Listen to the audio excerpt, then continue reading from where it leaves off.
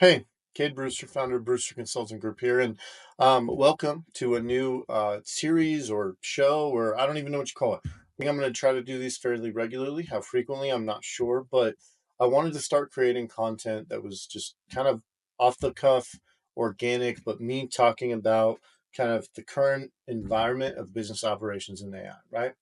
Why am I doing this, or why do I want to do this? Well, a lot of people suffer from what's called the blank canvas problem, right? The blank canvas problem is something that operators, business leaders are really struggling with when it comes to AI. So the concept behind that is if you're an artist and you're sitting there with a blank canvas, it can literally become anything that you want it to be, right? And that for some people is a very daunting prospect because there are so many endless possibilities on the blank canvas. It becomes really difficult to figure out what you should actually paint or draw or whatever type of art you're doing, right? And I think this problem is especially relevant when it comes to AI right now. It's very cool technology. Everyone is interested by it. Business leaders are sitting there saying, this is awesome, but what do I do with it, right? What do I actually tactically do tomorrow to get value out of it? And it's like a blank canvas and they don't know what to do with it. So I wanted to start creating content that would help people think through that problem, conceptualize it, and take specific actions that will actually help their business, right? That's the idea behind this. Now, in doing this, I want to cover some news that people should be aware of that might be going on in the AI space. So I'll hit a couple of things there. I also want to touch on some AI tools that people could use to get value out of. So we'll touch on some tools and we'll touch on some other things. I really don't know what form this is going to take, but if it's something that's interesting to you, please watch it, like, comment, whatever. If people enjoy this and get value out of it, I'll keep doing it. If not, then I won't, right? But at the end of the day, I thought this would be something to just kind of ad lib on to see if there's any value in discussing it, right? So I literally have 4 bullets for notes that I'm going to go off of as we go through a couple of points I want to talk about. Other than that, I'm just talking about you and me today. So first thing I want to talk about, this is just a news point. There's nothing really crazy to say about it other than XAI acquired X in an all-stock deal. Both of those were owned by Elon Musk. If you haven't seen it in the news, if you didn't know, it's significant for a couple of reasons. It was done in, I think, a $33 billion all-stock deal, minus $12 billion in debt that X had. XAI was valued around 80 billion. Those are all kind of the basic details. I don't know that that's all that relevant to you guys for the most part. Here's why I think it matters, and here's why I think you should know, as opposed to other things that are in the news. ChatGPT was the first LLM to burst onto the scene. Since then, Claude has really been pressing it, and then Google came out with Gemini. There's been like all of these others, DeepSeek, all of these other ones that have popped up. Big one out there is Grok. Grok is X. Grok is X is it's been embedded with X, or formerly known as Twitter, RIP Twitter. So the thought process behind that, or why I think that's important, is because X AI or Grok now, more than any other LLM platform, has access to real time, real world data that it can train on. And it's not that it didn't before necessarily. It's that putting them together, even in Elon Musk's own statement, I don't remember what he said exactly, but he said something like, we're going to be able to combine the data environment of both of these, which is going to give excellent data into training our AI engine, right? So if a lot of people are trying to figure out, there's so many LLMs out there, ChatGPT, Claude, Grok, Gemini, DeepSeek, all these different things, right? What do I use? Or if I had to pick one, what's the one that I would hitch my wagon to? I use all of them because there's always new updates. There's always changes. One day one is better at one thing, the next day one is better at another. But if I had to hitch my wagon to one long term, I'm not so sure that it wouldn't be Grok. ChatGPT is definitely up there because of the amount of funding that they've raised and how much they have backing them. But Grok they're going to have a unique thing that none of the other ones have to offer by digesting all of the data from Twitter or X in real time.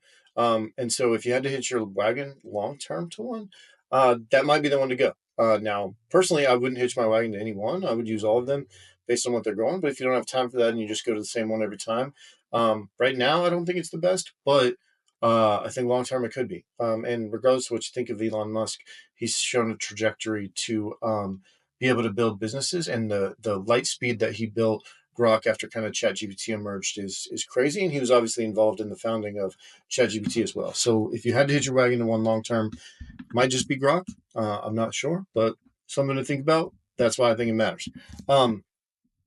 Which leads us to a question. We just talked about all the different LLMs, right? And what's out there. And so some of you watching this are just starting to wade into these waters, and you might be thinking like, which LLM, large language model, right, should I actually use, right? And so here are my thoughts on, for whatever those are worth to you, which might not be a lot, but if they are, here's my thoughts on what you should use based on what you're trying to do, right? So I'm going to go through this relatively quickly. First, for logic heavy tasks, you need to really reason your way into answers. Maybe you're brainstorming, maybe you want an intelligent back and forth. I would use ChatGPT right now, and I would use whatever, whether you're paying for it or whether you're on the free version, I would use whatever the most advanced model you have access to is with that, right? That one I think is currently the best, at least in my experience, and everyone's experience is their own, for getting to logically reason into answers, right? So that's number one. For simplification of concepts, and specifically for writing code, right now, in those two use cases, you have complex set of information you're trying to simplify, or you're trying to write code very specifically. I like Claude the best right now. Now, like I said, other people might have a different opinion. My experience with Claude has been that sometimes I'll be working with ChatGPT. I'll be trying to figure out the specific code that I need for something, and I'll be really struggling going back and forth trying to get the version that works. With ChatGPT, there was one example where I was trying to get an API connection to work correctly, and I worked on it for probably like an hour with ChatGPT. I swapped to Claude, and in 15 minutes, I had it working effectively, right? So it's not always going to be like this. Full disclaimer, it's April 1st, 2025. On April 15th, 2025, besides paying your taxes, there will probably have been new releases, and this would be different. But as of this day, that's how I feel about Claude. Next, I'm not a huge user of Gemini. It's probably the one that I use the least, but Gemini has, to my understanding, the largest context window of any of these LLMs that are available. The context window is essentially how much information can you have inside of the model that it can digest and use to answer questions right now. So if you have extremely complicated problems or projects where you need a lot of information that it has to be able to digest, if you're finding in ChatGPT you're running to the end of your chat or your context window and it's losing track of some of the information you've already given it, Gemini has, I believe, the largest context window right now. Image generation, I thought was best on Grok until ChatGPT just came out with their new image generation capabilities in the last week. So I would use, now they have metered how much people can do right now after the enormous initial demand, but I still think ChatGPT's new functionality has the best image generation as of this moment. And then if you're doing research, I would use Perplexity. Their function, you can kind of choose what model you want in there, but their ability to do research on stuff, I think, is the most friendly version to like do some deep research or go out and actively like research on that. So that's kind of my summary. Give you a quick recap. What should you use? Logic heavy tasks, ChatGPT. Coding or simplification of advanced concepts, Claude. Largest context window, Gemini. Image generation, ChatGPT. Perplexity for research. Okay, so the final thing that I wanted to do today is talk about a tool, just to give you guys some context on some of the AI tools that are out there, right? And so there are a few tools that we're going to review. This one is called Tufa.io, Tufa.io, and it is self-proclaimed on its website your AI-powered social media manager, right? And so if people are interested, I might do deeper dives into these into tools, do like a tool review or something, but I'm not going to like share my screen and walk through it and do all that right now. All I'm going to tell you right now is enough for you to make a decision on if you want to check it out or not, right? But Tufa. Tufa is AI-powered social media manager. You plug in your website, it'll pull all the content that's on your website. It'll pull your color schemes, it'll pull things like that, and it'll generate Instagram, LinkedIn, Twitter, Facebook posts, and that you can integrate. You can integrate your social account with it, so it can automatically post. You can build a schedule of posts on there. So, is it worth using? I think it's pretty solid. I give it 3 stars. The content it generated was pretty good, and it even wrote it itself. I used a couple and posted on our business and also my personal LinkedIn account. I thought it made pretty good visuals. I thought it made pretty good graphics. Even the captions were pretty decent based on what we had on the website. So I thought it was pretty solid. It's pretty cheap. I don't remember the exact price, but I think it's like $15 or $20 a month. I think it's pretty decent. There's a different one that we've started using, which I'll talk about in another video, um, for social media. But I think in general, Tufa's pretty solid and it's pretty cheap. I liked it. My biggest beef and the reason why we went to a different tool as opposed to this one was it doesn't let you do video content right now. So everything is static images. It doesn't let you do video content, which I think is a problem. I imagine that that'll be in a future update for them because people want to do video content, but that was my biggest beef with it right now.